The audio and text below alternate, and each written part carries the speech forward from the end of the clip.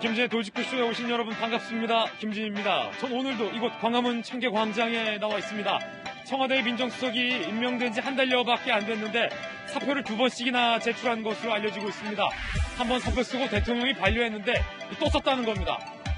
많은 언론들이 그 원인이 무엇일까를 취재해서 쓰고 있는데요. 전해져 오는 이야기에 따르면 박범계 법무부 장관이 휴일에 발표한 검찰 인사 민정수석을 패싱했다라는 의혹도 전해지고 있고, 애초에 청와대가 민정수석의 검찰 안을 무시했다라는 얘기도 전해지고 있습니다. 무엇이 사실인지 청와대는 확인을 해주지 않고 있는데 도대체 청와대에서 무슨 일이 있었던 걸까요? 잠시 후에 이야기 전해보겠습니다. 저는 비가 오나 눈이 오나 매일 아침 이곳에서 여러분을 기다리겠습니다. 김제 돌직구쇼 지금 라이브로 시작합니다. 잠깐만요.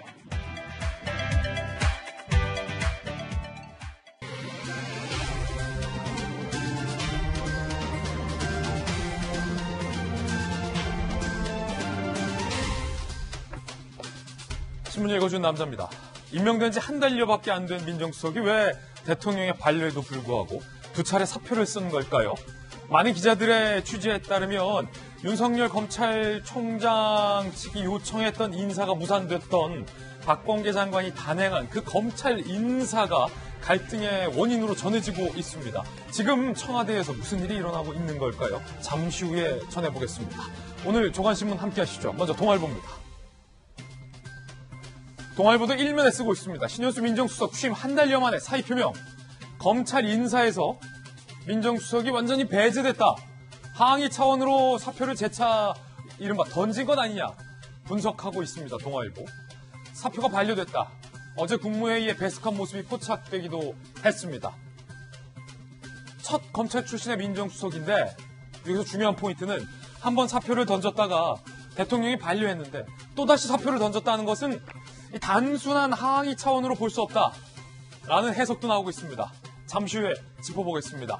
이 기사를 오늘 경향신문은 어떻게 쓰고 있을까요? 검사장급 인사 조율하려던 신수석 박 장관 패싱에 폭발했다. 한 발자국 좀 더 들어갔군요.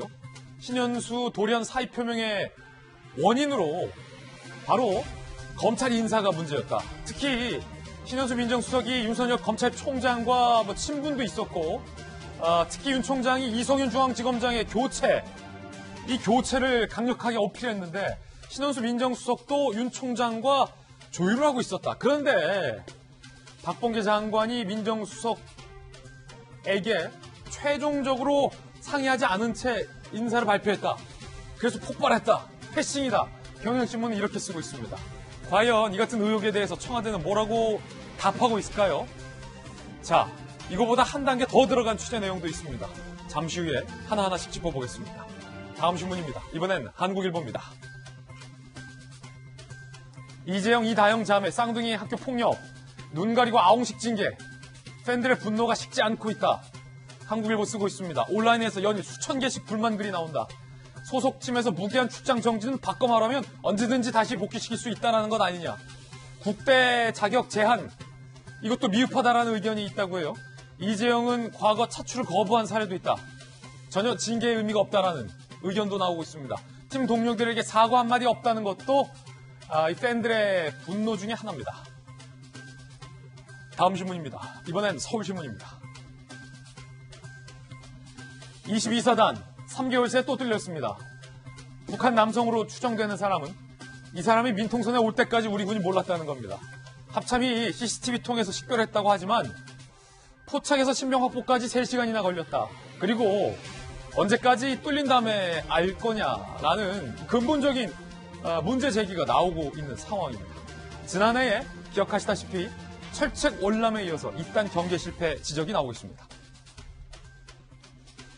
노크 기순, 철책 기순, 이번엔 산책 기순이냐? 이런 비판도 나옵니다. 다음 신문입니다. 이번엔 중앙일보입니다. 백신 우등생 이스라엘이 일상을 되찾는다. 저희로선 부럽습니다만 국민 44%가 벌써 접종했다. 확진자도 당연히 감소하고 있죠. 거리두기도 완화했고 상가 영업은 이미 정상화됐다. 한국은 26일부터 접종이 시작되는데 이게 OECD 중 꼴찌입니다. 지금까지 신문 읽어주는 남자였습니다. 오늘 아침 저와 함께 등판한 등판 선수 소개하겠습니다. 저희 돌직구쇼의 전담 변호사 정혁진 대표 변호사 나왔습니다. 국민의힘의 비대위원 김연아 전 의원 나오셨습니다. 돌직구쇼의 좌장이자 서울시 정무 부시장을 역임한 민주당 김영주 전 의원 나왔습니다. 전직 청와대 출입기자 출신의 베테랑 기자 이재명 부장 나왔습니다. 모두 어서 오세요. 오늘의 키워드 3가지 준비했습니다. 하나씩 살펴보죠. 먼저 첫 번째 키워드는 사표. 민정수석이 사표를 던졌다, 그것도 2번씩이나 던졌다. 대통령은 붙잡았다라고 하는데 왜 그랬을까요? 두 번째 키워드는 봉쇄. 이제는 학교폭력 전력이 있으면 프로 입단조차 안 된다고 합니다. 배구 얘기입니다. 세 번째 키워드 독재. 박영선 예비후보가 조은희 예비후보를 비판했습니다. 지금이 독재 국가냐 이렇게까지 얘기했다고 합니다. 그런데 소재가 TBS 김어준의 뉴스공장을 두고 두 후보가 설전을 벌였다고 합니다. 잠시 후에 짚어보겠습니다. 김진의 돌직구쇼 오늘의 톱뉴스로 문을 열겠습니다.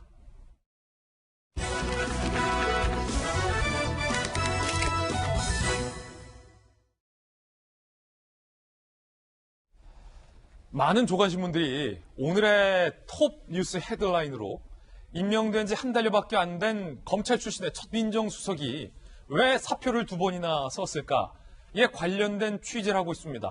혹자는 검찰 인사 때문이다. 혹자는 패싱 때문이다. 혹자는 대통령에 대한 배신감 때문이다. 혹자는 윤 총장의 원전 수사 때문이다. 의견들이 다양합니다. 톱뉴스 주제 이렇게 정해봤습니다. 신현수 사표 2달 못 간 훈풍. 공통되는 의견은 검찰 인사를 두고 윤 총장 측과 긴밀하게 의견을 타진 중이었던 민정수석의 의사를 배제한 채 박범계 장관이 검찰 인사를 단행했다. 그것이 주요한 원인 중 하나다라는 목소리가 나오고 있습니다. 어찌된 일일까요? 함께 보시죠. 검찰 출신 첫 민정수석 한 달여 만에 돌연 사의. 자, 신현수 민정수석이 12월 31일에 임명됐고 백운규 전 장관의 영장 청구가 2월 4일에 있었다. 2월 7일에 소위 박범계 법무부 장관의 인사 단행이 있었죠. 검찰 인사. 자, 박 장관이 검찰 인사 발표하고 윤석열 총장 측이 허참. 이런 반응 보였다. 보도 나왔죠. 허참. 자, 바로 그 다음 날이에요. 2월 8일에서 이틀 뒤인 10일 사이에 신현수 민정수석이 첫 사의를 표명했다. 바로 그 다음 날에 문재인 대통령이 신수석을 불러 사표를 반려했다라고 전해지고 있습니다. 그리고 연휴가 지난 15일에서 16일에 민정수석이 다시 사표 썼다. 자, 청와대는 이에 대해서 구체적으로는 밝히지 않고 있습니다만 현재 정상적으로 신 수석이 일하고 있다라는 설명을 하고 있는 상황입니다. 인사와 관련된 사안은 확인해 줄 수 없다. 사의설과 관련된 언급 자체를 청와대는 자제하고 있는 그런 분위기입니다. 문재인 정부의 첫 검찰 출신 민정수석입니다.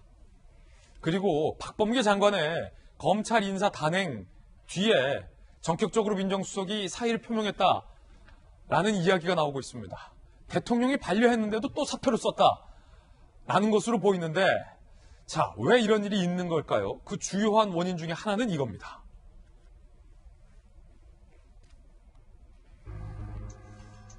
앞서 말했던 것처럼 박범계 장관이 지난 7일에 검찰 인사를 단행했고 윤 총장 측이 그거 받아보고 허참 이런 반응 보였다. 이 사건이 신현수 민정수석의 이 사의 표명에도 연관이 돼 있을 것이다 라는 것이 많은 조간신문들의 공통된 관측입니다. 지난 7일 법무부가 검찰 고위 간부 인사 발표했고 크게 2가지 사항이 주목됐죠.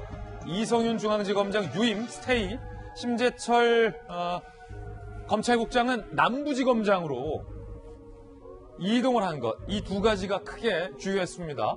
그리고 애초에 윤 총장 측이 이 2사람에 대한 교체를 요구한 바 있는데 이게 전혀 받아들여지지 않았다라고 논란이 된 바 있었죠. 신현수 민정수석이 박 장관으로부터 논의에서 배제됐다, 패싱됐다라는 설이 나오고 있고요. 지인들에게 불편함 심기를 표출했다라고 경향신문 취재에서 쓰고 있습니다. 복수의 여권 관계자. 신 수석은 검찰 내 이른바 추라인 교체가 필요하다고 봤다. 그러니까 민정수석은 윤 총장도 이렇게 요구하고 있고 추미애 법무부 장관, 전직 법무부 장관이 주도했었던 이른바 윤석열 총장 찍어내기 소위 이 흐름에 반대했던 인사로 알려져 있는데 추라인 교체해야 된다. 하지만 결과적으로 박범계 장관의 인사는 추라인 교체가 아니라 스테이였죠. 유임. 신수석 측근 인사, 특히 이성윤 지검장을 바꿔야 한다는 뜻이 강했다. 그런데 결국에 배제됐다, 패싱됐다, 뭐 이런 얘기예요. 여권 관계자. 검찰 인사 과정에서 민정수석의 의견이 반영되지 않은 데 대해서 신수석 생각이 많았을 것이다 라는 관측들이 나오고 있는 그런 상황입니다. 청와대를 출입했었던 이재명 기자가 잘 알 것 같은데 보통 민정수석이 임명된 지 한 달 만에 사표를 쓰지 않잖아요. 혹 사표를 쓰고 대통령이 반려한다면 그럼에도 불구하고 다시 사표를 쓰는 일은 굉장히 이례적인데 이번 경우는 굉장히 이례적인 일이에요.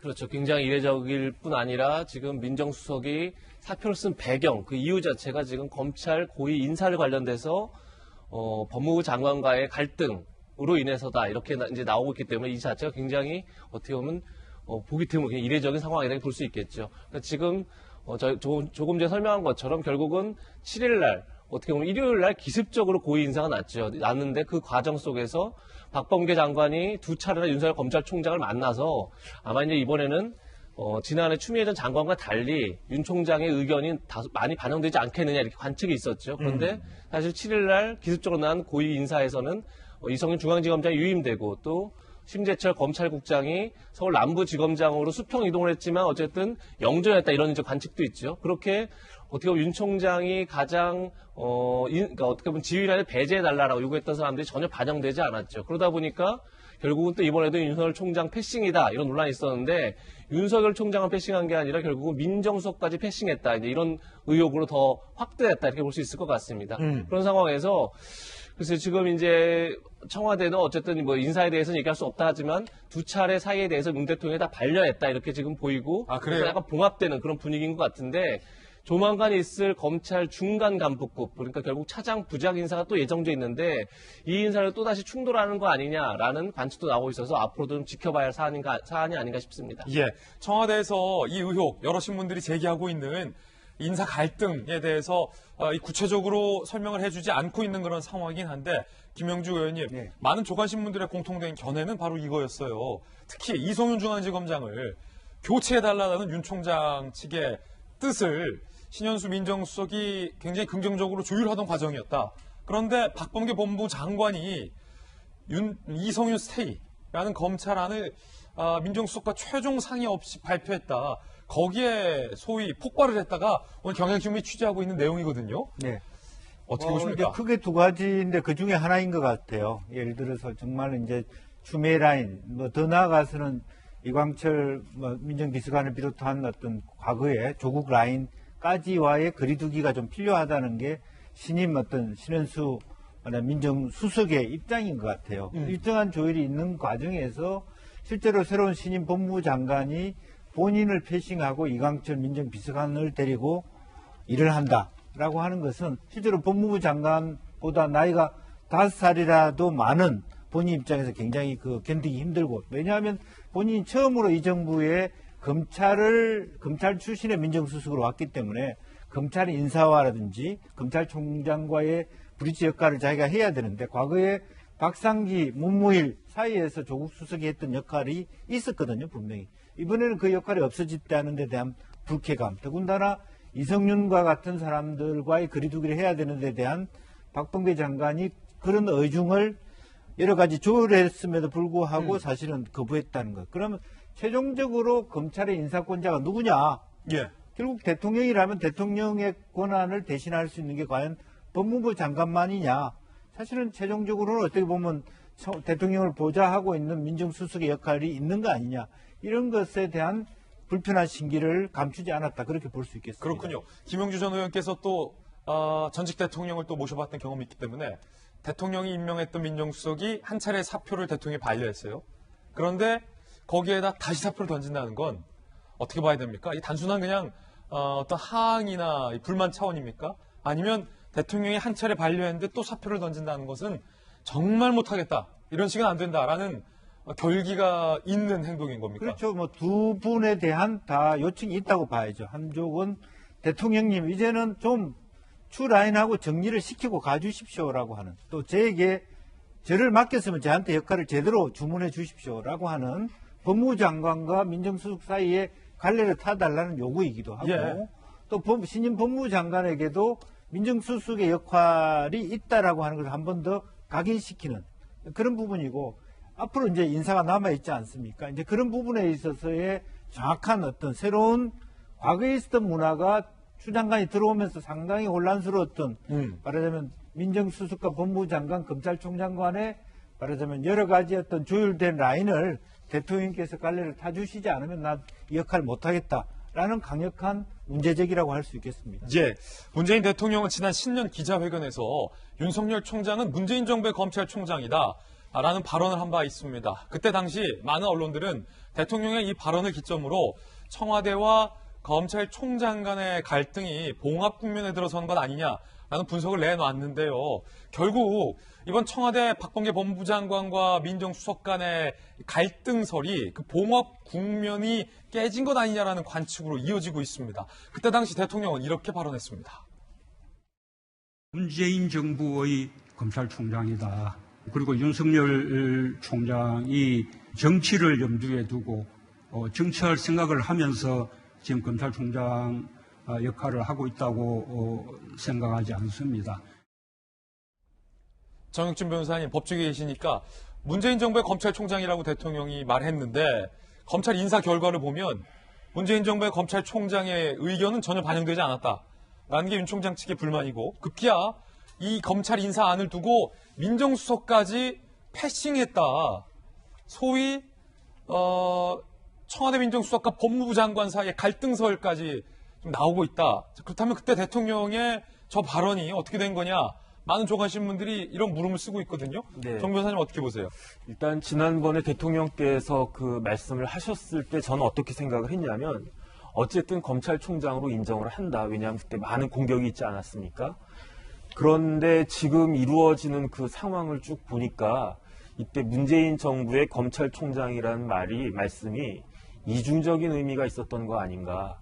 일단은 뭐 재심한다 그런 측면도 있지만, 두 번째로는 앞으로는 좀 조심을 해라, 이런 의미가 있지 않았나 그런 생각이 들거든요. 그런데 이어진 그 여러 가지 수사를 통해서, 특히 원전 관련된 수사를 통해서 대통령께서 굉장히 좀 화가 많이 나셨던 것이 아닌가. 그렇다라고 한다면 사실은 문재인 정부의 검찰총장으로 인정한다라고 하는 것은 무엇이냐면은 그 의견을 들어주겠다는 거거든요. 총장의 여러 가지 의견을. 그런데 총장이 낼 수 있는 의견이 여러 가지가 있겠죠. 뭐 예산도 달라, 뭐 어쩌고저쩌고 그런 것들이 있을 텐데, 현실적이고 실질적인 것은 무엇이냐? 결국은 인사 아니겠습니까? 그런데 사실 제가 알고 있기로는 검찰 인사는 뭐 최종적으로는 검찰청법에 의해서 대통령이 하시는 거지만, 일단은 장관이 일정한 지분이 있고요. 그 다음에 검찰총장이 의견을 갖다 제시를 하고, 거기에다가 민정수석이 나름대로 이런저런 이야기를 할 수 있는 그런 3자 간의 협의와 조율을 통해서 이루어지는 것이다. 이렇게 제가 좀 알고 있었는데, 그런데 결국은 이루어진 것에 있어서 그 두 사람, 그 세 명 중에서 두 사람이 결국은 패싱당했다라고 하는 것은 결국은 명목상의 검찰총장, 그 윤 총장 말에 의하면 식물총장으로 다시 회귀한 것인가 그런 생각이 들면서, 여기에다가 추가적으로 민정수석까지도 굉장히 힘이 많이 빠진 것이 아닌가 그런 생각이 드는 게, 왜냐하면 신현수 민정수석은 좀 독특하거든요. 왜냐하면 지금 법조계에서 검찰에서 그 윤 총장이 제일 높은 자리에 있기도 하지만 나이가 제일 많은 분이에요. 60년생. 그런데 신현수 그 민정수석은 윤 총장보다도 2살이나 더 많단 말이에요. 예. 옛날에 이제 박근혜 정부 때 우병우 수석보다도 신현수 민정수석이 나이는 물론이고 연수원 기수도 훨씬 빠른데, 그럼에도 불구하고 민정수석으로 이제 본인이 가셨다라고 하는 것은 내가 나름대로 뭐 일정한 부분 그 정부와 그 검찰을 위해서 할 일이 있겠다라고 했었던 것인데, 그런데 지금 뭐 어떻게 보면은 거의 준식물성 민정수석이 돼버리는 것처럼 돼버리면 그럼 내가 할 일이 뭐가 있겠느냐. 그래서 사표가 나온 것이 아닌가, 그런 이야기가 나온 것이 아닌가, 그렇게 추측이 돼 봅니다. 예, 정혁준 변호사의 견해였습니다. 자, 그런가 하면 여기서 의문점이 생깁니다. 만약에 이런 기사들의 관측이 다 맞다라고 가정한다면 물론 사실관계는 좀 더 따져봐야겠습니다만 왜 민정수석이 패싱됐을까? 적어도 왜 민정수석이 사표를 던지게끔 된 상황이 발생했을까라는 의문으로 이어집니다. 오늘 몇몇 조간신문은 그 의문에 대해서 이렇게 취재를 했습니다. 결과적으로 윤 총장이 백운규 전 장관에 대해서 영장 청구를 승인한 것, 이게 청와대의 기류를 바꾼 것 아니냐라는 얘기가 나오고 있습니다. 신현수 민정수석은 알려지기론 이번 인사에서 법무부와 검찰의 물밑 조율을 시도했었다. 추미애 전 장관 때처럼 가면 안 된다라고 주위에 밝혀왔었다. 대검의 주요 참모진이 교체되고 한동훈 복귀 가능성 등. 그런데 지난 4일 검찰이 백운규 전 장관 영장을 청구합니다. 아시다시피 윤 총장이 이끄는 검찰이 청와대의 원전 의혹을 수사하고 있습니다. 거기에 최정점 중에 하나가 바로 백운규 전 장관이었죠. 구속영장 청구에 청와대의 기류가 급변했다라고 중앙일보 등은 오늘 보도하고 있습니다. 결과적으로 완만한 인사를 조율했던 신현수 민정수석의 인사 조율이 이 영장 청구 때문에 무산된 것 아니냐라는 관측을 이 신문들은 하고 있습니다. 여권 관계자 A, 문 대통령이 백 전 장관 영장 청구 소식에 진노했다. 따라서 신수석 인사 조율도 무산된 것으로 안다. 여권 관계자 B, 이번엔 조선일보, 청와대가 추 전 장관을 사실상 경질하는 등 윤 총장과 관계 개선해보려 했지만 검찰이 원전 수사 속도 내자 부정적 기류로 바뀌었다라고 관측하고 있습니다. 자, 어디까지나 이 신문들의 취재 내용이고 여권 관계자와 신문들의 관측이다라는 말씀 드리겠는데, 자, 야당의 비대위원께서 보시기엔 결과적으로 윤 총장도 인사에서 소위 패싱됐고 민정수석마저 사표 쓸 정도로 문제가 심각했는데 그 이유가 윤 총장이 지휘하는 검찰의 청와대의 원전 의혹 수사 때문이다. 백운규 전 장관 영장 청구 때문이다. 라는 게 이 신문들의 관측인데, 일단 이 주장에 대해서 어떻게 보십니까? 동의하십니까? 충분히 개연성이 있는 주장이라고 생각합니다. 추미애 장관이 사실상 경질되고 윤 총장이 업무에 복귀하면서 겉으로는 봉합이 되는 것 같았지만 저는 청와대와 여권 내부에서도 윤 총장과 또 기존의 조국 추미애 라인들 간의 어떤 기싸움은 계속 있었다고 생각이 됩니다. 신현수 민정수석이 검찰 출신으로 민정수석으로 기용이 돼서 조금 이것을 완화해 보려고 했던 노력을 했던 것은 분명히 인지가 됩니다. 특히 이번에 이제 이성윤 서울지검장의 어떤 인사가 그대로 유지되는 것 외에도 한동훈 검사장 등 좌천 인사들을 예. 좀 어떻게 구제해 보려고 했던 물밑 작업이 계속 있었던 것으로 나타나고 있는데요.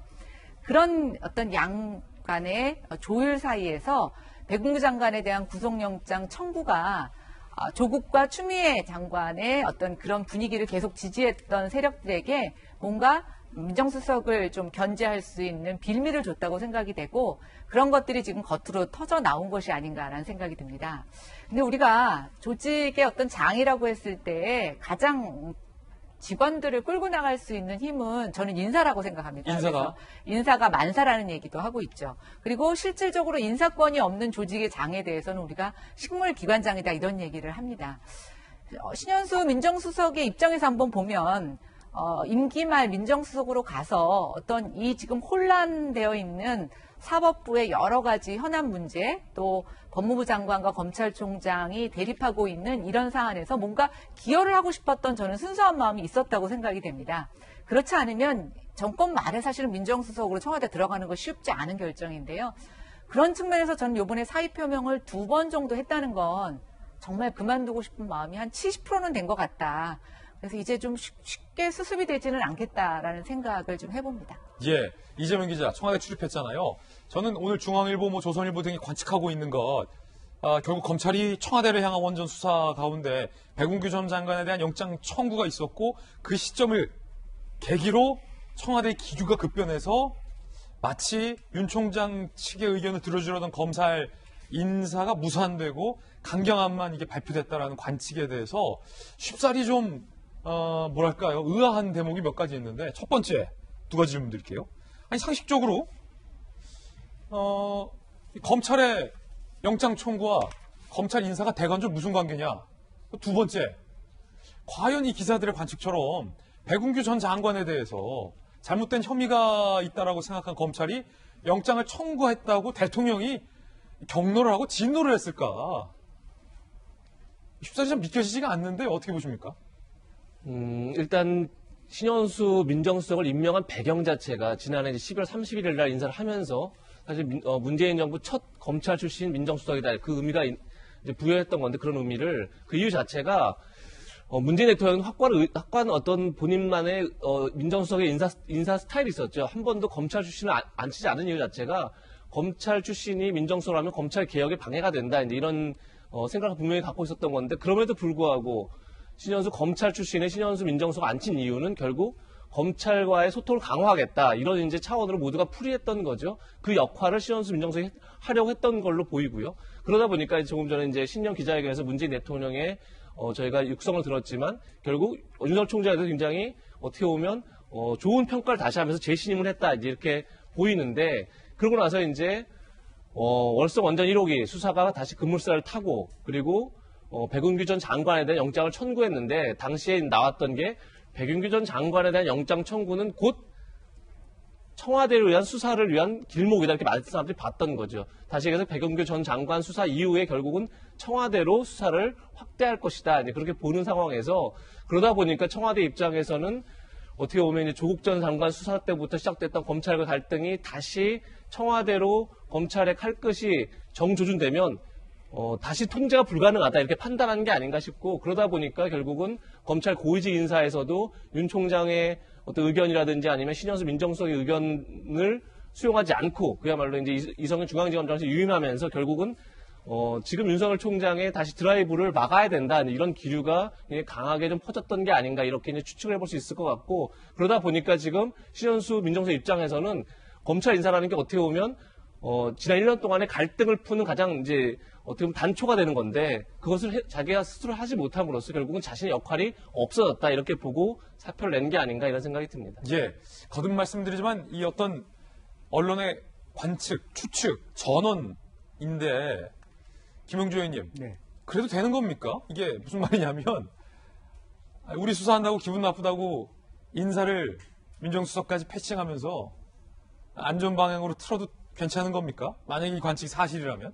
저는 그래서 잘 믿기지가 않아요. 설마 그랬을까? 네, 이제 이 부분은 있는 것 같습니다. 청와대가 갖고 있는 생각은 어쨌든 대통령의 말하자면 정책, 대통령의 공약의 실현에 대하여 또 이제 일부 뭐 여러 가지 어떤 그 부정적인 어떤 뭐랄까 파쇄를 한다든지 이제 그런 부분이 있었습니다만은 그것을 정면으로 윤석열 총장이 이제 공격해 가는 것에 대한 불편함, 이건 아니다. 이건 범죄 행위가 아니고 통치 행위다라고 하는 부분에 대한 어떤 구분을 해주기를 바라는 그런 부분에 대해서 윤석열 총장에 대한 신임을 가졌다가도 의심하게 되는 과하다. 이제 이런 표현이 있는 거고 또 하나는 박범계 장관이 사실은 의도적으로 패싱했다기보다는 초반에 이제 장관하면서 윤 총장하고의 조율을 말하자면 그 집중해 가다 보니까 말하자면 그 실제적으로 그런 신임 민정수석과의 조율이라고 하는 것을 관가한 거죠. 그렇다고 완전히 관가된 게 아니라 민정수석실에 민정비서관하고 논의를 하다 보니까 편안하게 하다 보니까 실제로 그와 같은 질서를 아직까지 안착하지 못한 그런 어떤 자그마한 실수가 있었을 수도 있다고 보여집니다. 이제 공교롭게 이게 겹쳐지면서 사실은 신임 민정수석 입장에서 굉장히 불쾌한 그리고 내가 아무런 역할을 안 할 바에야 왜 이 나이에 여기서 고생하고 있냐 이런 생각이 들게 했다는 거죠. 이제 그런 면에서 빨리 박범계 장관하고의 말하자면 민정수석하고의 회동이 대통령 주재하에서 이루어졌으면 하는 그런 이제 기대가 있을 거라고 보여집니다. 예, 그러니까 우리 김영주 전 의원님의 관측은 단순히 조간신문들이 제기했던 그냥 단순히 백운규 전 장관에 대한 구속영장이 기분 나빠서 경로에서 검찰 인사를 뒤집었다라는 측면보다는 사소한 실수들과 어떤 무관심한 면들이 겹쳐져서 이런 오해로 비춰질 수 있다는 관측을 주셨습니다. 청와대가 이 의혹에 대해서 구체적인 설명을 자제하고 있기 때문에 이런 다양한 관측들이 나오고 있는 것 같습니다. 아직까지 무엇 하나 사실로 단정할 수 없다라는 말씀 거듭 드립니다. 그런데 저희들이 이 뉴스를 준비하던 중에 윤석열 검찰총장이 지난 1일 검찰 내부 메시지로 이런 발언을 한 대목도 눈에 띄었습니다. 한 대목 들어보시죠. 여러분을 지도하는 부장, 차장, 검사장, 또 총장인 저 자신도 개별 검사의 그 직무상 독립성, 그들의 판단을 존중해야 됩니다. 검찰이라고 하는 것은 통일적인 그 법 적용을 위한 지휘 감독 체계가 균형과 조화를 이루어야 되는 조직입니다. 동료, 또 상하 간의 소통과 그 설득이 중요합니다. 정혁진 변호사님, 네. 뭐 이번 의혹과 관련된 발언은 전혀 아닙니다. 시점도 다르고 메시지도 다르고. 그런데 윤 총장이 상하, 동료 간 소통과 설득이 중요하다라고 강조를 한 메시지가 좀 눈에 띄더군요. 그게 이제 지극히 당연한 말씀이시죠. 왜냐하면 저희가 고시 공부할 때만 하더라도 검찰청법에 따르면은 검사 동일체 원칙이라는 게 있어가지고 검찰은 마치 군대와 같이 일사불란하게 움직여야 된다. 왜냐하면 검찰이라고 하는 것은 사회의 거대한 악을 척결하기 위한 그런 조직인데 그렇게 일사불란하게 움직이지 않으면 그러한 악과 어떻게 싸우겠느냐 그런 식으로 우리가 배웠었거든요. 그런데 이 검사 동일체 원칙이 검찰청법에서 사라지면서 지금 윤석열 총장이 이야기한 것과 같은 그러한 내용으로 그러니까 무작정 그 상관이 뭐 지시한다고 해가지고 따라야 되는 것이 아니고 각자 검사의 그 판단에 따라가지고 그 사건을 처리를 하되 그런데 이제 선배가 이러이러한 여러 가지 경험과 지식을 통해 가지고 조율은 할 수 있겠죠. 그런 정도로 검찰이 민주화되어야 한다 그런 이야기입니다. 그렇기 때문에 굳이 새로운 이야기라고 할 것도 없는데 그럼에도 불구하고 저런 이야기가 새로운 이야기인 것처럼 신선하게 들려질 수밖에 없는 상황이 오히려 이상한 것이 아닌가 그런 생각이 들어요. 민정수석의 사표 소동과 관련된 이야기 조간신문들의 관측들 전해드렸습니다. 이번엔 저희가 준비한 두 번째 이슈입니다. 피해자 또 가슴치기 한 쌍둥이라는 제목입니다. 많은 조간신문들에서 이재영, 이다영 두 쌍둥이 선수의 학교폭력 의혹과 논란과 관련해서 사고가 충분치 않다라는 문제 제기가 있었습니다. 그리고 역시 학교폭력 행위에 대해서 인정한 남자 배구 선수들에 대해서도 국가대표 자격이 최종적으로 박탈됐습니다. 태극마크를 달 자격과 관련된 이야기입니다. 누가 태극마크를 달 자격이 있는가? 단순히 실력만 좋다고 운동만 잘한다고 해서 대한민국을 대표하는 대표 선수 태극마크를 달아줘도 되는가와 관련된 문제입니다. 이재영, 이다영 쌍둥이 자매도 국가대표 자격이 박탈됐고 역시 학교폭력 행위를 한 송명근, 심경섭도 박탈됐습니다. 대한민국 배구협회 사무총장은 학폭 가해자인 송명근, 심경섭 두 선수에게도 무기한 국가대표 자격 정지, 해당 징계로 지도자로서의 자격도 박탈될 것이다. 그러니까 배구 지도자의 길도 못 걷게 할 것이다. 굉장히 단호한 대한배구협회는 입장을 현재 내놓은 상황입니다. 어찌 보면 일각에서는 이들 선수들에 대한 징계가 너무 가혹한 것 아니냐라는 문제 제기도 있습니다. 하지만 대한배구협회 측의 입장은 단호합니다. 지도자라 함은, 배구 선수라 함은, 국가대표라 함은 아무리 어릴 적이더라도 남에게 씻을 수 없는 평생의 상처를 준 그런 전적을 용납해서는 안 된다라는 의지로 풀이가 됩니다. 한편 이재영, 이다영 선수의 학교폭력 논란 때문에 소속팀인 흥국생명의 경기력에도 상당한 영향을 미쳤습니다. 마침 어제 IBK 기업은행 측과 경기가 있었는데요. 완전한 패배를 했습니다. 영상 한번 보시죠. 김연경 선수가 주장으로 있는 흥국생명에서 사실은 이재영, 이다영 쌍둥이 선수가 상당한 주축이었습니다. 그러나 이재영, 이다영 선수의 학교폭력 논란 그리고 김연경 선수가 지금 표정이 그리 좋아 보이진 않습니다. 애써 태연하게 이 경기력을 주장으로서 유지하려는 의연한 모습도 보이지만 많은 기사들에서는 이 흥국생명 김연경 선수와 팀 전체 분위기가 예전과 다르다. 많이 침체돼 있고 다운돼 있다라는 관측성 기사를 내놓고 있습니다. 그럴 수밖에 없겠죠. 김연경 선수의 표정도 평소와 다르게 상당히 좀 경직돼 보이고요. 그랬던 탓일까요?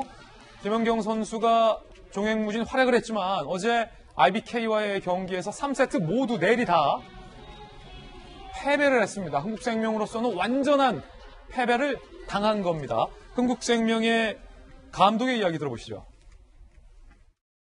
어떤 이유에서든지 학교 폭력은 있어서는 안 될 일이라고 엄중하게 생각을 하고 있고요. 심려를 끼쳐드려서 사과를 드립니다.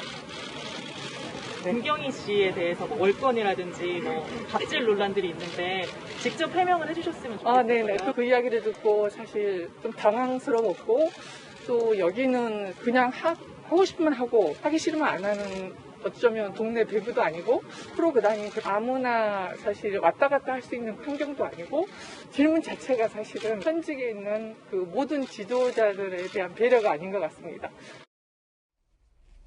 박미 감독이 소속 선수들의 학교 폭력에 대해서 죄송하다라고 사과를 했고 마지막엔 좀 발끈하는 모습도 보였는데 이재명 기자, 특히 이재영 이다영 선수의 모친인 김경희 씨가 이 대표적인 또 여자 배구의 세터 출신, 국가대표 출신이잖아요. 일각에서 제기됐었던 모친이 이 쌍둥이 자매의 어떤 소속 팀에 관련돼서 좀 개입하는 것 아니냐라는 의혹과 관련해서 박미 감독이 강하게 좀 부인하는 모습이에요. 그렇죠. 그러니까 아무래도 이제 유명 선수 출신이다 보니까 어떤 프로 배구단에 와서도 어떤 뭐 월권이라든지 뭐가 있지 않았느냐 이런 이제 의혹이 있었고 거기에 대한 질문에 대해서 그건 지도자에 대한 배려가 아니다라고 이제 지금 흥국생명 감독은 이렇게 반박을 했습니다. 다시 얘기해서 전혀 뭐 개입이 없었다. 그런 얘기인데 아마도 이제 학교 폭력 관련된 의혹이 제기됐을 때도 모친이 그냥 유명한 배구 선수 출신이다 보니까 쌍둥이 중심으로 배구가 이루어졌다 학교 때 이제 그런 의혹이 있었죠. 그러다 보니까 이제 그만큼 이제 쌍둥이 중심으로 배구 경기가 운영되고 그러고 나서 이제 그렇게 이제 주축이 되다 보니까 오히려 학교 폭력을 행사하는 데 있어서도 어떤 주저함이 없었던 거 아니냐 이제 이런 의혹으로 확대됐던 건데 뭐 전혀 그렇지 않다라고 일단 이제 부인했기 때문에 뭐 그 의혹 자체를 더 뭐 제기하는 건 좀 맞지 않다고 보이는데 어쨌든 지금 배구협회 차원에서 이 문제 이제 강도 높게 지금 정리하려고 시도하고 있는 모습은 참 다행스럽다는 생각이 들고 지금 배구협회도 이 문제를 그냥 뭐 이재영, 이다영 선수 몇몇 선수의 문제가 아니라 뭐 스포츠 인권 센터를 만들어서 거기에서 폭력 관련돼서 전수조사를 하겠다 이런 입장을 밝히고 있고 그래서 따라서 이걸 뭐 덮거나 쉬쉬하는 게 아니라 공론화하겠다 이런 입장을 밝히고 있고 또 신인을 뽑을 때부터 학교 폭력을 관여되지 않았다는 뭐 확인서를 받고 그 확인서가 허위일 경우에는 영구 제명시키겠다 이렇게까지 강경한 입장이니까 이제 배구계가 어쨌든 시작됐으니까 학교 폭력 문제가 이제 배구계부터 시작됐으니까 배구계에서 어떻게 하냐에 따라서 그것이 전체 이제 스포츠계로 영향을 미칠 테니까 좀 배구계가 굉장히 단호하게 대응하는 점은 그래도 참 다행스럽다고 생각이 듭니다. 예, 그런데 서울 청무병원 정신건강의학과의 한 교수는요. 이다영 선수, 학교 폭력의 가해자로 지목된 이다영 선수의 반성문에 몇 가지 문제가 있다라며 문제를 제기했습니다. 자, 서울 청무병원의 최정호 정신건강의학과 교수가 이다영의 사과문에 문제점이 있다라고 몇 가지 지적을 했습니다. 첫 번째, 안녕하세요, 배구선수 이다영입니다. 라고 시작되는 것. 사과 대상이 피해자인지 대중인지 모호하다. 그리고 SNS는 사과 창구를 부적절하다. 직접 찾아가는 게 원칙이다. 라고 지적을 했습니다. 힘든 기억과 상처가 갖도록 언행을 했다는 점 깊이 사죄한다. 라는 대목에 대해서는 잘못한 점에 대한 구체적인 명시가 없이 두루뭉술 썼다. 이건 진정성이 없다. 라고 서울 성모병원 정신건강의학과 교수는 지적했고요. 피해자분들께서 양해해 주신다면이라는 표현도 문제 삼았습니다. 라면, 전제, 조건을 사과해서 달아서는 안 된다라는 겁니다. 정신건강의학과 교수의 지적도 오늘 종합신문에 보도되고 있고 상당히 많은 배구 팬들이 이 선수들의 사과의 진정성 그리고 지인계 수위를 두고도 비판의 목소리를 여전히 제기하고 있는 움직임도 있습니다. 김연아 의원님, 방금 사과의 진정성과 관련된 한 전문가의 지적도 보셨고 마침 코로나 때문에 일본 도쿄올림픽이 열릴지 아닐지도 모르는 상황에서 배구협회가 국가대표 박탈한다는 징계가 과연 선수들에게 징계의 의미가 있느냐. 특히 이재영 선수 같은 경우는 국가대표 차출을 스스로 거부했던 전력도 있었다. 팬들은 좀 불충분한 건 아니냐라는 지적도 일각에서 있던데 어떻게 보십니까? 그럼에도 불구하고 저는 여태까지 찾아볼 수 없었던 굉장히 과감한 결단이라고 생각이 듭니다. 이 사건이 처음 불거졌을 때 사실은 이제 이 손편지 사과가 굉장히 생각보다 빨리 나왔습니다. 근데 저는 그게 가해자의 진정성 어린 사과라기보다는 일종의 연예 기획사들이나 이 스포츠 선수의 기획사들이 뭔가 대중적이게 사과하는 어떤 제스처를 보이는 굉장히 기획적인 사과문 같다라는 그런 좀 냄새가 난다고 생각을 하고 있었는데요. 아니나 다를까 이제 시대는 이런 사람들의 대중을 향한 보여주기식 사과가 먹히지 않는 시대가 되었습니다. 그리고 처음에 구단주가 굉장히 미온적으로 대응했던 것도 지금 배구협회가 결단을 내리게 된 중요한 원인이 됐던 것으로 보고 있습니다. 모르겠습니다. 이번 사건이 전수조사를 통해서 더 많은 사례가 발굴이 되고 또 이것이 문제화될 것이라고 생각하는데 저는 좀 가혹할 수도 있지만 이번에 멈추면 안 된다고 생각이 됩니다.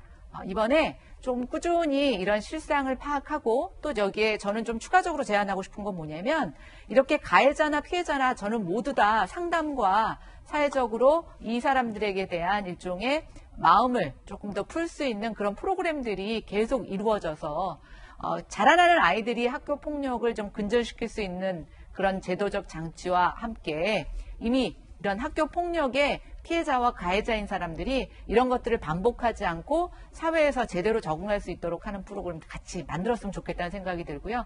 그런 측면에서 이번 한 번에 좀 그치지 말고 이런 것들이 계속 이어졌으면 좋겠다. 또 배구협회뿐만이 아니라 다른 스포츠 분야에서도 이런 유사 사례들을 좀 우리가 이참에 같이 발굴하고 이것을 치유하는 과정 같이 가져갔으면 좋겠다는 생각 해봅니다. 처음에 공개됐던 그 사과 자필문이 과연 진정성 있는 사과였느냐라는 것과 관련돼서 의문을 좀 제시한 거고요. 자, 그런가 하면 이 가해자 선수 아버지가 해당 선수들의 문자 메시지를 공개했습니다. 이재영, 이다영 선수의 아버지 이주영 익산시청 육상팀 감독이 이재영 선수가 보낸 문자 메시지를 공개했는데 우리가 지금까지 해온 행동에 대해 벌을 받는 것 같다. 비판 받아들이고 앞으로는 정말 바르게 살겠다. 많이 반성한다. 라는 문자 메시지를 보내왔다라며 아버지가 이제 공개를 한 거죠. 이주영 감독은 이렇게 얘기했습니다. 쌍둥이가 시작할 수 있다면 밑바닥에서 다시 한번 해보겠다는 뜻을 밝혔다. 10년 전 학폭 가해 사실 알았다면 내가 가만히 안 놔뒀을 것이다. 피해자들에게 미안한 마음뿐이다. 당사자가 진심으로 잘못을 시인하고 반성한다면 한 번 정도는 용서하고 기회를 줬으면 한다라고 입장을 내놨습니다. 김영주 의원님. 네. 이 아버지로서의 어떤 입장 표명은 뭐 자연스러운 것 같습니다. 특히 쌍둥이 선수들이 많이 반성하고 있다. 한 번만 더 기회를 달라. 밑바닥부터 하겠다. 착하게 살겠다. 후회한다.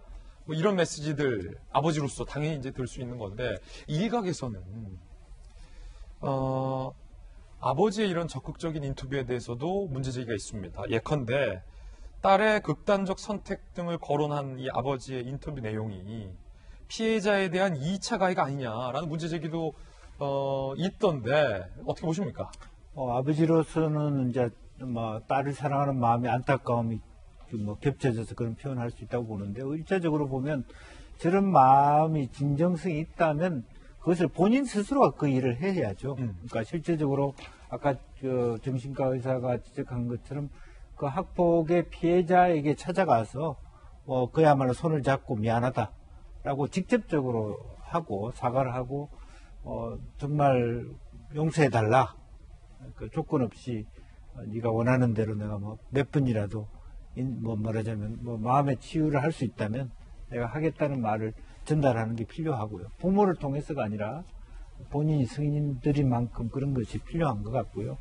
이제 그런 면에서 또 뭐 아버지의 표현은 그거 가지고 또 뭐 여러 가지 2차 가해다라고 하는 것까지로 나아가는 건 좀 적절하지 않다고 생각하고 우선은 본인들이 지금으로라도 조금 더 직접적인 사과, 학폭 피해자의 마음을 충분히 헤아리는 어떤 정도의 사과가 필요하다고 생각하고요. 그동안 우리 사회가 이런 얘기를 했습니다. 실력이 깡패다. 예. 근데 깡패라는 말을 찾아보면 사실은 행패를 부리는 무리들이 깡패거든요. 그러니까 실력이 있으면 뭐든 네 마음대로 해도 된다는 것이 우리 사회였고 또 하나는 깡패의 뜻 두 가지가 외모나 실력이 출중하다 이렇게 변해버렸어요. 깡패라는 용어자죠. 예. 예.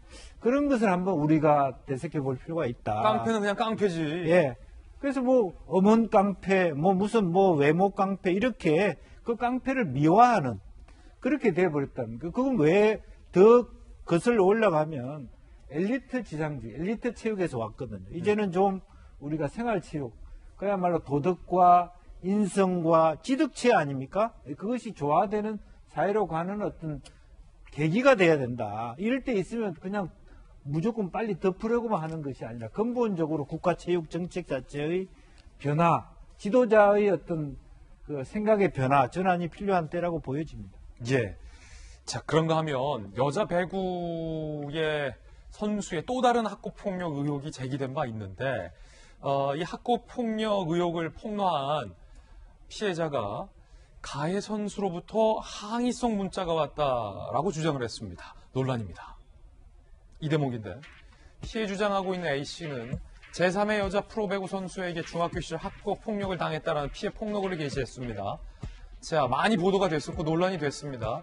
그러자 이 피해자 측이 해당 가해 선수로부터 항의성 연락을 받았다라며 문자 메시지 등을 공개했습니다. 학폭 지목된 선수가 연락을 해왔다는 겁니다. 네가 피해자라고 생각해서 그런지 몰라도 네가 올린 글만큼 너한테 내가 가혹행위 하지 않은 것 같다. 네가 올린 글 나랑 누구누구가 한 거 다 한 거 확실해? 거짓말 하나도 없이?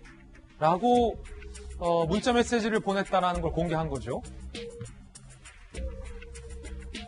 전화 받는 것도 만나는 것도 무섭다. 더는 과거 들춰내며 상처받고 싶지 않다며 게시글까지 삭제하는 일이 발생했는데 정혁진 변호사님, 네. 이걸 어떻게 봐야 합니까? 뭐 그 문자 메시지도 그대로 캡처해서 공개가 됐고 이 글은 현재 삭제됐다. 무섭다라면 삭제가 된 건데 만약에 이게 정말로 가해에 지목된 선수가 보낸 문자 메시지 내용이 맞다면 야, 네가 주장한 거대로 내가 안 한 것 같은데? 거짓말 아니야? 라고 묻는 게 이 피해를 호소하는 분 입장에서는 어떻게 받아들여질까요? 그러니까 결국은 그러한 일이 있었는지 없었는지에 대해서는 당사자 사이만 잘 알 텐데 그런데 예컨대 이다영, 이재영 이 두 쌍둥이 자매 같은 경우에는 자기가 그런 행위를 했다라고 하는 것을 인정을 했었으니까 구체적인 사실관계는 좀 보고 이야기해야 될 것 같아서 저 사건에 대해서는 이 사안에 대해서는 좀 조심스럽게 이야기할 수밖에 없다 그런 생각을 할 수밖에 없는데요. 근데 저는 어떤 생각이 드냐면 이런 것들 쭉 보면서 남녀노소를 불문하고 이것은 결국은 힘 있는 사람이 약한 사람을 핍박하는 것이 아니었느냐 일단 그런 생각이 들었어요. 그래서 그 김영주 의원님께서 말씀하셨던 것처럼 그렇기 때문에 내가 힘이 있으니까 내가 깡패짓을 해도 뭐 다 괜찮다. 그냥 뭐 감독님부터 해가지고 더군다나 이재용, 이다영 같은 경우에는 배구 금수저 아니었습니까? 그렇기 때문에 오히려 더 조심을 했었어야 했는데 그렇지 못한 것이 있는 것이 아닌가. 그래서 이런 그 이야기가 있잖아요. 제가 살다 보니까 좀 빨리 가는 것 같아도 뒤처지는 경우가 있고 나보다 좀 키가 작은 것 같은데 어느 날 보니까 나보다 더 커 있는 경우도 있고 이렇게 세상살이가 그 왔다 갔다 할 수 있다라고 하는 것들을 어렸을 때부터 잘 가르쳤어야 됐는데 근데 그런 것들이 참 부족한 것이 아닌가. 그 다음에 결국은 쓴 그 씨앗을 뿌리면 거기로부터 쓴 열매를 거둘 수밖에 없다고 하는 것들을 이런 여러 가지 일련의 사태를 통해 가지고 다들 명심했으면 좋겠다 이런 생각입니다. 저 문자 메시지 내용이 정말로 가해 지목된 선수가 보낸 게 맞다면 해당 선수 입장에서는 뭐 억울한 측면도 있고 좀 따져보고 싶은 마음도 있겠지만 저 문자를 받은 피해를 호소하는 분 입장에서는 저것조차 일종의 폭력 행위로 느껴질 수 있다는 말씀이세요? 그렇죠. 그 다음에 이거는 제가 계속 조심스럽게 이렇게 생각을 딱 하는 건데 이다영 씨 같은 경우에는 스스로 자초한 측면이 있단 말이에요. 왜냐하면 다른 사람도 아니고 우리나라 최고 배구 여자 배구 스타인 김연경 선수를 물고 늘어졌다는 거죠. 그런데 그 이야기 그걸 보고 제가 어떤 생각이 들었냐면 야 김연경 선수한테도 그것도 나이도 훨씬 많은 그 언니 그 스타한테도 저렇게 했는데 다른 사람들한테는 어떻게 했을까 이런 생각들을 거의 모든 사람들이 했었을 거예요. 그런데 지금 만약에 저 글을 저 선수가 보냈다라고 한다면 아직까지도 내가 그 다음에 맞은 사람들은 기억이 많이 남아도 때린 사람은 잊을 수도 있거든요. 그러면 다시 한번 곰곰이 생각해 보면서 내가 혹시 잘못한 것이 없는지 다른 사람들한테 확인을 하고 했었어야 되는데 굉장히 부적절한 그런 문자였다 생각이 듭니다. 예, 물론 이 문자는 이재영, 이다영 선수와 상관이 없는 다른 제3의 선수로 지목이 됐다라는 점 말씀드리겠습니다. 자, 그런가 하면 지도자, 국가대표뿐만 아니라 프로배구 선수 등용도 학교 폭력은 제한됩니다. 프로무대 못 쏜다. 과거 학교폭력 성범죄 등 연루 선수 프로배구 신인 선발 배제 결정. 신인 드래프트 참가자 학교장 확인 후 학폭 관련 서약서를 제출해야 된다. 허위 시 영구 제명 등 중징계가 앞으로는 예고될 전망입니다. 하지만 이들에서는 소급 적용이 불가해서 징계 대상에서 제외됐다는 것도 논란입니다. 이번엔 저희가 준비한 세 번째 이슈입니다. 서울시장 선거에 이슈가 된 김어준 퇴출론이라는 제목인데요. 박영선 서울시장 예비후보가 상대당의 조은희 후보의 TBS 김어준의 뉴스공장 비판 발언에 대해서 문제 삼았습니다. 독재 국가냐라고 되묻기도 했다는데요. 들어보시죠. 언론의 자유를 침해하는 발언이죠. 교통방송이 요즘 그 청취율이 굉장히 높은 것으로 알고 있습니다. 만약에 교통방송이 시민들에게 도움이 되지 않는다고 생각하면 시민들이 듣지 않겠죠. 그렇게 청취율이 높고 호응을 해주는 상황에서 그런 이야기를 하는 것은 좀 독선적인 것이 아닌가. 그것을 시장이 좌지우지할 수 있는 그런 상황은 아닙니다. 과거의 독재 정권 시절에나 있었던 그런 발상이 아닐까. 자, 이에 대해서 조은희 후보 측은 이렇게 반박했습니다.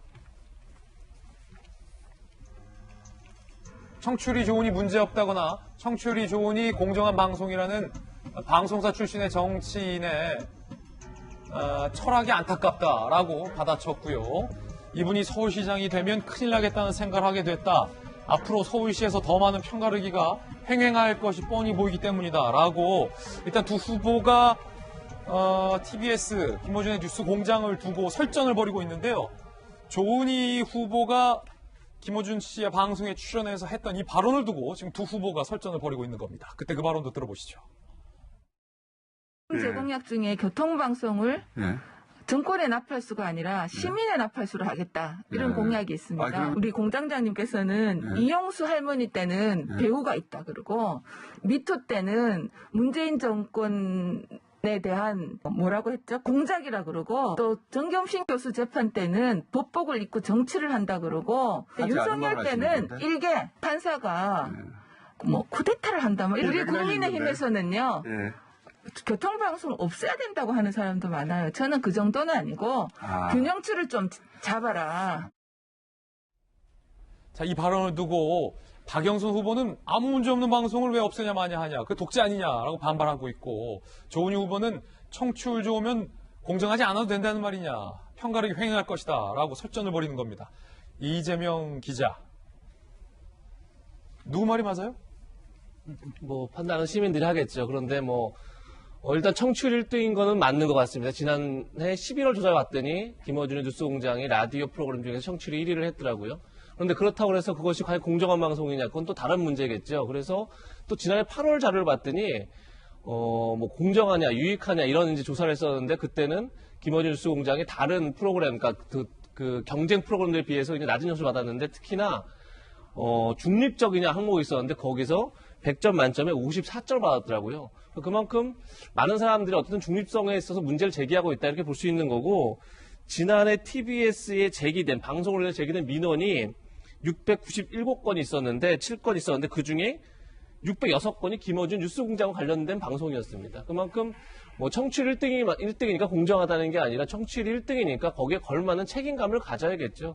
그런 점에서 아마 이제 조은희 후보도 저런 문제를 제기한 게 아닌가 싶고, 이미 방송에서 지금 조은희 후보가 얘기했지만 이용수 할머니 기자회견을 두고 배우설 같은 걸 제기한 건 굉장히 큰 정치 논란이 됐었죠. 그런 점에서 더 책임감을 가져야 한다는 생각이 들고, 특히나 TBS에는 서울 시민의 세금이 투입되고 있습니다. 지난해에도 약 한 388억 원 정도가 TBS에 투입됐는데, 그만큼 이제 세금이 들어가는 방송을 세금을 가지고 방송을 하는 만큼 그만큼 더 중립적이고 공정하고 책임감을 가져야 한다, 이런 얘기를 한 게 아닌가 싶습니다. 예.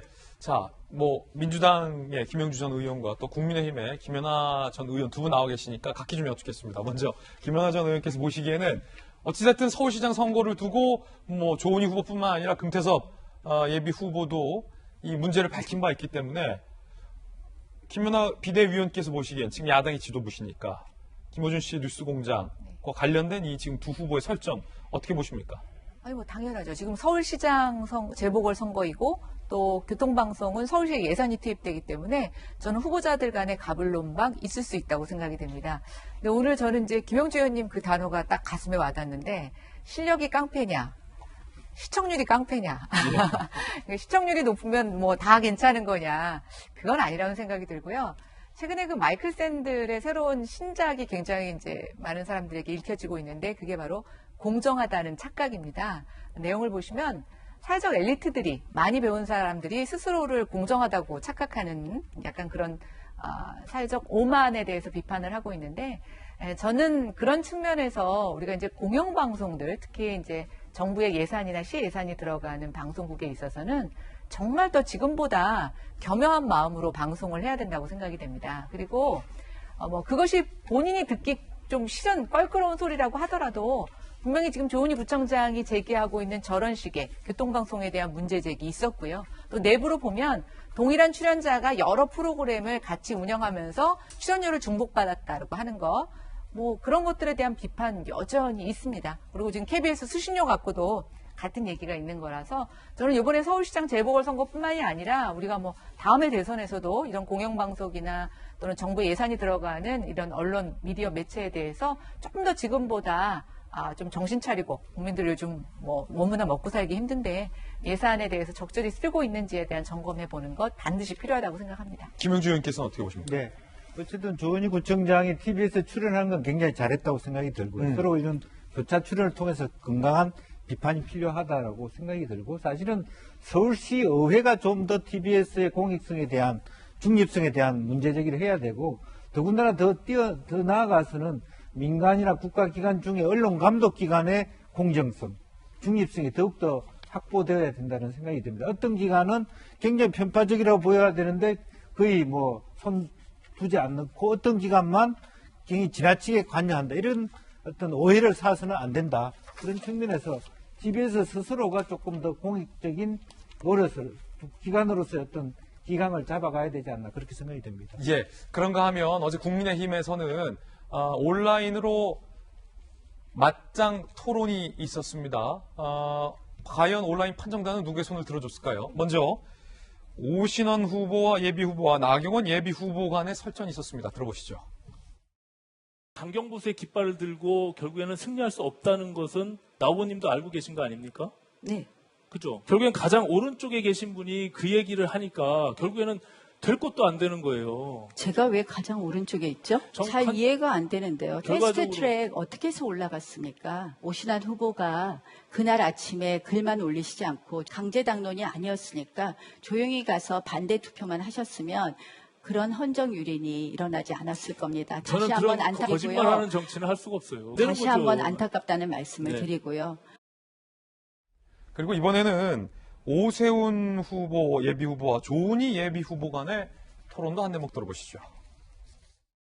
아니 정말로 칭찬해드리고 싶은 것이 사실은 우리 둘이 호흡 맞춰서 일하던 시절에 서울형 어린이집이라는 게 새로 도입이 돼가지고 예산 많이 안 들이고 많은 부모님들이 그 혜택을 보셨는데 그 업그레이드 버전이 서초구에서 이렇게 정말 괜찮은 형태로 바람직한 형태로 실험이 되는 걸 보면서 정말 이런 게 진정한 위민 행정이구나. 네, 우선 칭찬해 주셔서 감사한데 우리 토론회가 되게 재미없다고 느낄 것 같아요. 서로 이렇게 칭찬 분위기여서 오 후보님은 우리 당의 대선 후보가 되셔서 문재인 정권을 심판하는 멋진 리더가 되시기를. 자, 결국 이 뭐랄까요, 온라인으로 저 토론을 지켜본 판정단은 오신환 나경원 대결에서는 나경원 후보의 승리를, 오세훈 조은희에서는 오세훈 후보의 승리를 판정을 했습니다. 그런데 한쪽은 얼굴 붉혔고 한쪽은 웃긴 했는데 특히 이제 조은희 예비 후보의 칭찬 속에는 뼈 있는 말도 있는 것 같아요. 대선이나 나가시지 왜 여기서 이러고 있냐, 이런 뜻입니까?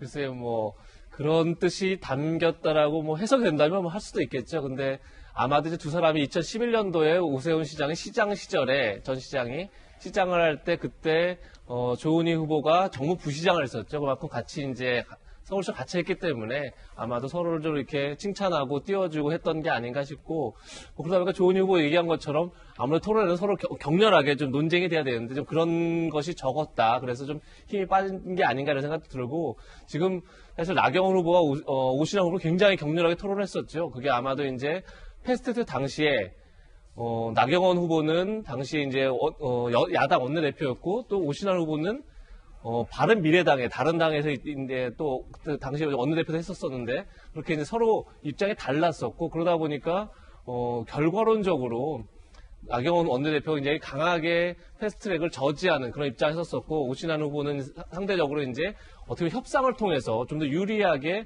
결국은 당시에 선거법이라든지 공수처법이라든지 이런 것을 야당이 이걸 반영시켜서 협상을 해야 된다 이런 입장이 있었기 때문에 서로 이제 어떻게 보면 다른 입장에 있었던 것들이 지금 이제 다시 토론에서 나타난 게 아닌가 싶고, 결국 저는 마수 토론을 지금 앞으로 이제 3번 더 해서 각각 이제 2명씩 계속 토론을 해나가겠다는 건데, 저걸 통해서 이제 국민의힘은 아무래도 이제 시민들의 좀 이목을 좀 집중시키면서 좀 관심을 끌어야 되는 그런 상황이 아닌가 싶고, 이 마수 토론의 승자는 사실 본선에 큰 의미가 없습니다. 본선에 올라가는데 뭐 어떤 점수가 되는 게 아니기 때문에 결국 이거 자체도 어떤 흥행용 승자다 이렇게 보면 될 것 같고, 결국 이제 흥행을 얼마나 시킬지 앞으로 지켜볼 일이 아닌가 싶습니다. 이번엔 저희가 준비한 다음 순서입니다. 오늘의 하풀 시간입니다. 오늘 하풀 어떤 분들이 선정됐을지 바로 만나보시죠. 홍남기 경제부총리와 화이자를 해킹한 북한. 야, 저길 해킹했어요? 왜 해킹했을까요? 짚어보겠습니다. 홍남기 경제부총리의 발언이 논란입니다. 들어보시죠. 저는 전 국민을 드리는 것은 신중하게 생각해야 된다는 것이 제 생각입니다. 그럼 반대한다는 걸로 이해하면 됩니까? 의원님, 그렇게 질문하지 마시고요. 저는 그러한 질문에는 답변하지 않겠습니다. 상임위가 처음인 것 같은데 우리 부총리님 답변 태도가 이게 뭡니까? 보니까 말이야, 여당한테는 여기서도 터지고 저기서도 터지고 와서 여기서 돈풀이하는 거예요. 뭐 하는 거예요 지금? 의원님, 여기는 지금 국민들을 대신해서 지금 질의하는 자리예요. 그렇게 말씀하지 마십시오, 의원님. 지금 저보고 2차 추경, 3차 추경 하려냐고 물어보면 재정을 맡고 있는 입장에서 그렇게 말씀드린 건 당연하지 않습니까? 그럼 부총리 그만두셔야죠. 부총리님이 제일 처음에 소신을 밝히다가 한시 농구상이 소금해버리고 밀리고 그다음에 이렇게 되고 국민들이 궁금해하는 분들을 좀 물어볼 거예요. 그런 식으로 질문하지 마십시오. 다 국민들이 보고 있습니다. 홍남기 부총리가 야당 의원들과 굉장히 격하게 질의를 주고받는 장면이었습니다. 결과적으로 야당 의원이 전 국민에게 지원해 주는 것에 찬성하느냐, 아니면 선별적으로 지원하는 것에 찬성하겠다는 것이냐 라는 경제부총리의 선명한 의견을 재차 묻자 홍 부총리가 이에 대해서 굉장히 감정적인 답변을 하면서 결국 이 김태현 의원과의 설전까지 이어지게 된 건데, 자, 이 대목부터 한 대목 묻겠습니다. 이재명 기자, 홍남기 경제부총리의 답변 태도를 야당에서는 문제 삼았습니다. 어떻게 보십니까? 적절했다고 보십니까? 글쎄요, 홍남기 부총리가 부총리답지 않게 굉장히 강하게 또 이제 얘기를 하는 면이 있죠. 야당 입장 당연히 이제 이 보편 지원이냐 선별 지원이냐 이 문제도 중요하지만 이것이 선거 전에 그러니까 4.7 보궐선거에 영향을 미칠 것이냐 굉장히 그런 것들이 관심사항인 상황에서 어떻게 보면 이제 부총리가 지금까지 그러니까 굉장히 여당 입장에서 그냥 퍼주자, 많이 주자, 선별도 하고 보편도 같이 하자 이런 얘기를 많이 했을 때마다 그 제동을 걸었던 게 이제 어떻게 보면 홍남기 부총리인데, 홍남기 부총리가 지금 입장을 정확하게 얘기하지 않다 보니까 재차 질문이 있었고 거기에 대해서 굉장히 홍 부총리가 강하게 얘기를 했는데, 글쎄요, 뭐 저게 누가 옳다를 떠나서 어쨌든 저 자리 자체가 결국은 국회의원은 등을 대신해서 질문을 하고 그 질문을 통해서 정부의 입장을 듣고 하는 자리인데, 뭐 양쪽 다 너무 거칠게 좀 질문하고 답변하는 게 아닌가 그런 생각이 들었습니다. 그런데 홍남기 부총리가 집권 여당 의원의 질문에는 전혀 다른 태도를 보였다라는 지적도 나왔습니다. 들어보시죠. 집권당 대표의 연설 직후에 반발하듯이 낸 메시지는 좀 신중했어야 되는 거 아닌가? 앞으로도 경제정책에 대해서 집권당과 이견이 있을 때 개인 SNS에다가 또 개진할 겁니까? 답변해 보세요. 의원님, 이 집권 당 대표께서 대표 연설한 날 입장을 밝혀서 저도 거기에 대해서는 송구스럽게 생각합니다. 앞으로도 그렇게 하실 겁니까? 이거는 신중하셨어야 되는 거 아니에요? 잘하셨다고 생각하시는 거고 의원님, 이거는 불가피했다고 생각하십니까? 아까 말씀드린 것처럼 그 문제에 대해서는 제가 굉장히 송구스럽게 생각하지만 자, 야당의 김연아 비대위원께서 보시기엔 어땠습니까? 네, 홍남기 부총리 좀 측은하네요. 여당에서 칭찬해줬다라기보다는 야단을 맞았다는 느낌이 들고요. 또 한편으로 봤을 때는 좀 굉장히 피로도가 느껴지는, 국민의 입장에서 보면 정부 여당의 어떤 무리한 재정 퍼주기에 대한 요구, 또 청와대의 요구, 또 야당의 견제 속에서 국간을 책임지고 있는 국간직위의 어떤 고민이 묻어나는 그런 좀 답변 태도였다라고 봅니다.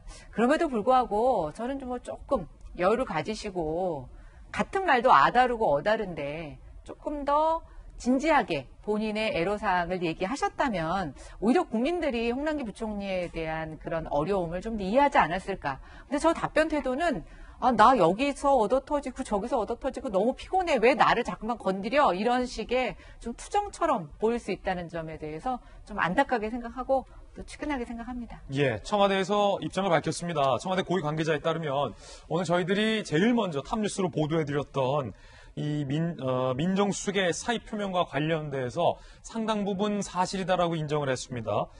먼저 신현수 민정수석이 사의 표명 수차례 한 건 맞다. 문 대통령이 만류했다. 맞다. 박범계 법무부 장관과 검찰 인사를 두고 신현수 민정수석이 이견을 보였다. 맞다. 다만 이광철 비서관과 신현수 민정수석 사이에 이견이 있었던 건 사실이 아니다. 백운기 영장 청구와 신 민정수석의 사표를 연관시키지 말라. 무관하다. 대통령을 교부시키지 말라. 일정 부분 맞다. 일정 부분 아니다. 청와대가 입장 냈다라는 것 속보로 전해드립니다. 두 번째 앞으로입니다. 북한이 백신을 제조한 화이자사를 해킹했다고 합니다. 사이버 공격 중에 코로나 백신 및 치료제 원천 기술 탈취 시도가 있었고 화이자는 탈취됐다고 했어요. 해킹 당했다고. 국정원에 정보 보고가 있었는데 화이자가 북한에게 해킹당해서 기술이 탈취됐다라는 겁니다. 함께 보시죠. 국가정보원의 국회 정모의 업무 보고 북한 해킹으로 국내 백신 치료제 원천 기술 탈취 시도 미 백신 업체 화이자 해킹을 성공했다. 북한의 악의적인 사이버 활동은 미국과 전 세계를 위협한다. 북한 파괴적인 사이버 활동 수행할 능력을 보유한다라고 미 국무부가 밝힌 바 있습니다. 정혁진 변호사님, 이게 굉장한 범죄고 사실은 국제범죄고 이미 북한이 이 해킹 범죄를 통해서 대한민국에게 막대한 피해를 입힌 것도 한두 번이 아닙니다. 방송사도 해킹했고요. 국방부도 해킹한 적 있고 북한이 다양한 예컨대 비트코인과 관련된 회사도 해킹한 적 있고 소니 픽처스 외국으로 하면 해킹한 적 있고 앞에서 김영주 전 의원께서 깡패 얘기해 주셨는데 거의 깡패 수준의 이런 국제범죄를 연이어 벌이고 있고 급기야 화이자까지 해킹했는데 이건 국제법으로 엄단 안 됩니까? 범죄는 범죄인데 그런데 사실은 우리가 잘 모르는 것이 있는 게 북한 하면 많이 낙후돼 있을 것으로 생각이 되지만 굉장히 발달한 분야가 있거든요. 기계공학 중에서도 특히 이제 미사일 발사하는 거, 미사일 발사할 때 엄청난 반동이 있기 때문에 그런 부분들에 있어서 기술은 세계적인 것인데 해킹하는 해커들의 그 수준도 세계적인 수준이다. 그렇기 때문에 여기에 대해서 우리 정부가 우리나라가 잘 대비를 하고 있어야 된다라는 생각이 들면서 좀 이상한 거는 지금 유일하게 공식적으로 그 코로나19가 창궐하지 않는 나라는 북한밖에 없지 않습니까? 예. 그런데 굳이 화이자를 해킹할 필요가 있을까?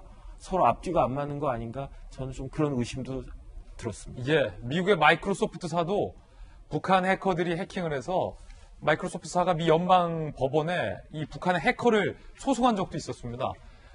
제가 국방부 출입하면서 북한 해커에 대해서는 워낙 오래 취재를 했기 때문에 이 해커 조직 킴스키, 탈륨 다양한 이름으로 불리는 범죄 조직이잖아요, 김영주 의원님. 네, 그렇습니다. 이제 사실은 이번에 아마 화이자만 나왔습니다만 사실은 러시아 스푸트니크 같은 경우도 해킹했을 가능성이 많고 꼭 미국만 그런 게 아니라 러시아도 그렇고 중국도 그렇고 핵심 기술에 대해서 해킹하고 사실은 이런 말을 오픈해서 좀 그렇긴 합니다만은 지난번 제가 2월 7일 날 국정원장 만났을 때 국정원장이 국내 많은 기업이 국정원에 감사해야 된다 이런 말씀하셨습니다. 산업기술들을 상당히 많이 해킹해가는 것을 사전에 차단하거나 북한이? 미리 그것을 국정원에서 굉장히 많이 이 대기업에도 좀 그런 정보들을 줌으로써 피해를 줄이고 있다는 거거든요. 이제 그런 부분이라서 아마 화이자 해킹이라고 하는 빙산의 일각이다. 네, 그렇게 볼 수 있을 것 같습니다. 이 북한의 분명한 이 범죄 행위에 대해서는 분명한 규탄이 있어야 합니다. 그것은 어떤 대북 정책의 노선과는 별개로 이루어져야 하는 일입니다. 이번엔 저희가 준비한 다음 순서입니다. 사건을 파헤치는 남자 사파남입니다. 저와 함께 만나보시죠.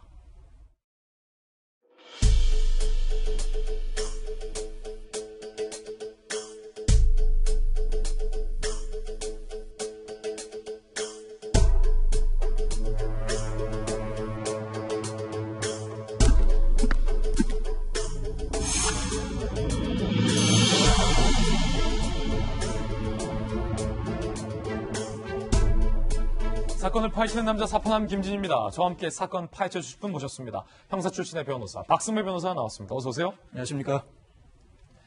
최근 온라인을 뜨겁게 달궜던 논란이 된 영상들이 있습니다. 이들의 공통점은 바로 잔혹하고 무차별적인 폭행 현장을 고스란히 담았다는 겁니다. 지금부터 한 사건 한 사건씩 풀어보겠습니다.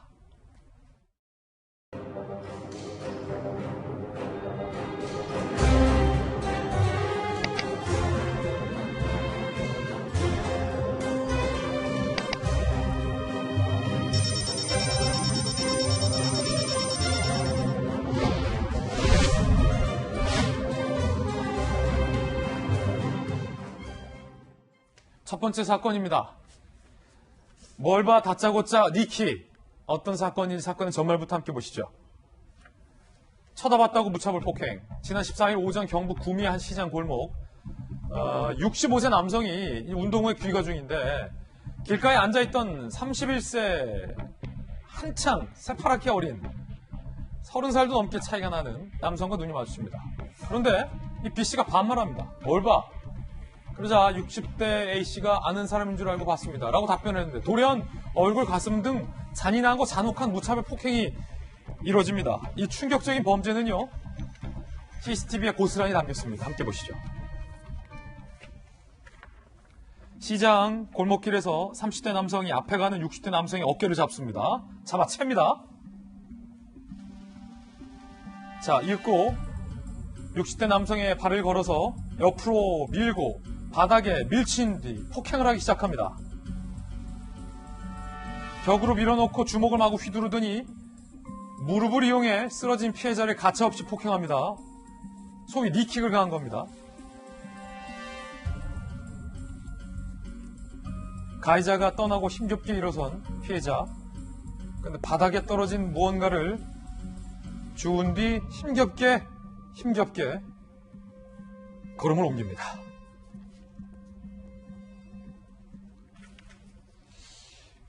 폐륜 범죄에 가까운 이 충격적인 폭행 사건 어떻게 된 겁니까?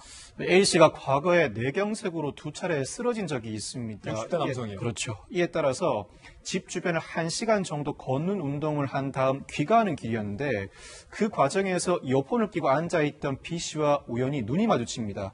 대뜸 B씨가 뭘 봐? 라고 했고 A씨로서는 뇌경색으로 쓰러진 적도 있고 힘이 없는 상황에서 뭔가 답변을 해야 할 것 같은 분위기에 아는 사람인 줄 알고 봤습니다라고 답변했더니 B씨가 보신 것처럼 냅다 마구잡이 폭행을 가한 겁니다.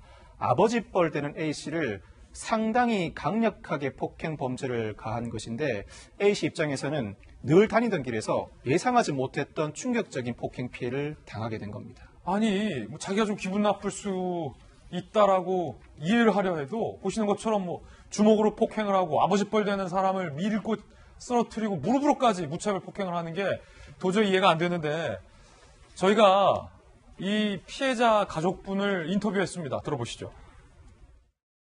심리적으로 많이 힘드시고 그냥 이 사건에 대해서 얘기 안 하고 싶어가지고 그 동영상에서 마지막에 이렇게 죽는 장면이 아버지가 이제 일을 챙기시는 거였거든요. 그 와중에서 아버지가 매번 다녔으니까 그쵸 걱정 안 하고 다니는 길이었으니까 이제 그날 그러셨죠. 아빠는 저에게 알리고 싶지 않기 때문에 그냥 괜찮다 무조건 그냥 한 대 좀 맞았을 겁니다. 무조건 괜찮다 이런 상황이었죠 저희는. 시청자 여러분들 궁금하실 것 같은데 영상에서 마지막에 이 피해자가 힘겹게 벌음을 뛰면서 땅에서 주운 것, 그게 바로 빠진 치아였다라고 합니다. 박성현 변호사님, 이틀 만에 검거됐는데 자, 뭐라고 얘기합니까? B 씨의 진술, 특별한 이유가 있어서 폭행한 것은 아니다라고 진술했습니다. 예. 특별한 이유가 있을 수가 없죠. 이른바 묻지마 폭력 사건인데 묻지마 폭력 사건의 빈도수는 그 나라 국민들이 얼마나 평온하게 일상생활을 영위할 수 있는가를 가늠하는 척도가 됩니다. 사실 과거에는 우리나라가 폭력범죄 비교적 가볍게 다뤘습니다. 전치 4주 이하의 상해의 경우에는 벌금 처분에 그쳤고 전치 6주 이상의 상해의 경우에도 초범이면 선처했습니다. 그렇지만 현재는 그렇지 않습니다. 범행의 경위와 수단을 고려해 정식 기소를 하고 특히나 묻지마 폭력 범죄의 경우에는 특별 가중 요소로 취급합니다. 그중에서도 여성, 아동, 노인, 장애인 등 사회적 약자에 대한 묻지마 폭력 범죄는 전치 4주 이상 상해 사건인 경우 초범인지 합의가 성립했는지 여부를 불문하고 구속 조사를 원칙으로 하고 있습니다. 그 이유가 단순 폭력은 상습 폭력으로 이어지고 상습 폭력은 강력 범죄로 이루어집니다. 폭력 범죄는 그 초기부터 엄벌하겠다는 수사기관과 법원의 의지를 알 수 있습니다. 그렇군요. 자, 이번엔 두 번째 사건입니다. 조폭 영화 같던 대낮 차량 습격 사건. 영상으로 먼저 만나보시죠. 경기 화성시 한 도로, 검은색 차량 한 대가 앞을 막아서더니 마스크와 모자를 착용한 외국인 남성들이 다가옵니다. 승용차 한 대를 둘러싸고 갑자기 유리창에 흉기를 휘두릅니다. 놀란 승용차 운전자 빠져나가려 후진도 해보고 운전대를 틀어보지만 이들에게 벗어날 수가 없어요. 차에 타고 있던 다른 외국인 2명을 밖으로 끌어내서 마구마구 폭행까지 합니다. 이렇게 해요. 이들의 폭행은 한동안 이루어졌고 길바닥에 쓰러진 피해자들, 가해자들 외국인들은 자리를 뜹니다. 변호사님, 이 집단 폭행 저지른 외국인이 모두 10명이나 된다고 하는데 이게 무슨 사건입니까?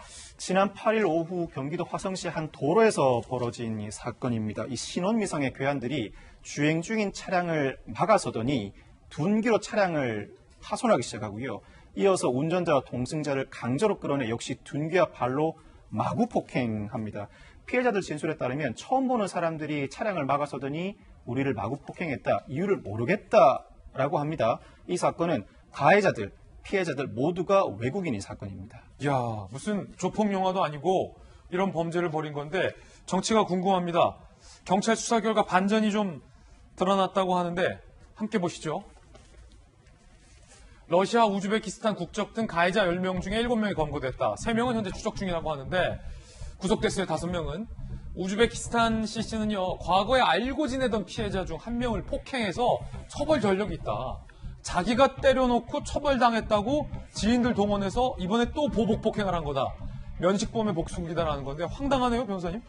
가해자 중 1명이 과거에 이미 피해자 중 1명을 폭행한 사실이 있습니다. 이에 따라 처벌을 받게 되자 이를 보복하기 위해서 지인들을 동원해 보복 범죄를 저질렀다는 겁니다. 피해자가 경찰 조사 당시에 가해자들을 모르겠다고 진술한 이유는 범행을 사주한 우즈베키스탄 남성이 범행 현장에 없었기 때문입니다. 그런데 이 사건 또 다른 반전이 숨어 있습니다. 그래요?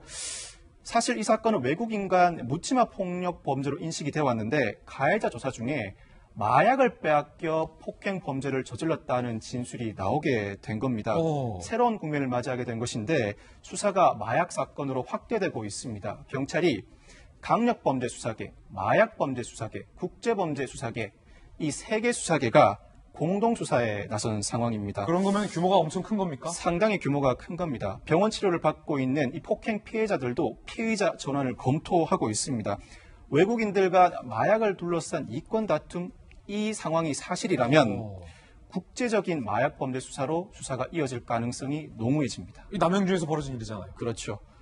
이 사건의 경우에는 외국인 간 범죄의 경우에는 국제범죄 수사대가 나서기 마련인데 특히 마약, 도박 범죄 같은 경우에는 국제범죄 수사계가 굉장히 적극적으로 개입을 하게 됩니다.